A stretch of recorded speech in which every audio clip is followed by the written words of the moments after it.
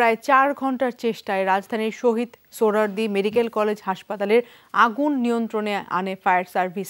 বিকেল 5:30টার দিকে লাগা আগুন নেভাতে কাজ করে ফায়ার সার্ভিসের 18টি ইউনিট। তবে কোথা থেকে কিভাবে আগুনের সূত্রপাত তা এখনও জানা যায়নি। এরই মধ্যে হাসপাতালে ভর্তি 12 শতাধিক রোগীকে অন্যান্য মেডিকেলে স্থানান্তর করা হয়েছে।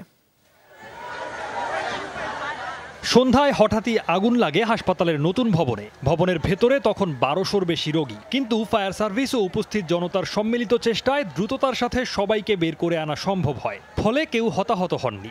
বের করে আনা রোগীদের অনেককে রাখা হয় পাশের মাঠে, কাউকে স্থানান্তর করা হয় অন্যান্য হাসপাতালে। নিচে আমাদের স্টোর রুম আছে, উপরে লেলেন স্টোর আছে। এটা ওখান থেকে লাগার পসিবিলিটি নাই, কিন্তু হয়তো অন্য কোনো ভাবে লেগে ওখানে যেতে পারে। এসে দেখি যে ওয়ার্ড থেকে সব রুগী টেনে আমরা বের করলাম বাহিরে, সব রোডের মধ্যে, বাগানের মধ্যে সব রুগী। পরে আমরা ভিতরে ঢুকছি, ভিতরে ঢুকে সব ওয়ার্ড দেখলাম যে কোনো রুগী আছে কিনা, সব রুগী বের করা হয়েছে। ফায়ার সার্ভিস কর্মকর্তাদের ধারণা, দ্বিতীয় তলার মেডিকেল স্টোর থেকেই আগুনের সূত্রপাত। উপস্থিত জনতার সহায়তায় আগুন নেভাতে কাজ করে 18টি ইউনিট।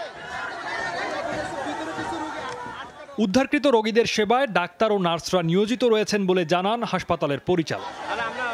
তাৎক্ষণিকভাবে অগ্নিকাণ্ডের কারণ ও ক্ষয়ক্ষতির পরিমাণ জানা যায়নি। সৌমিত্র শুভ্র, যমুনা নিউজ, ঢাকা।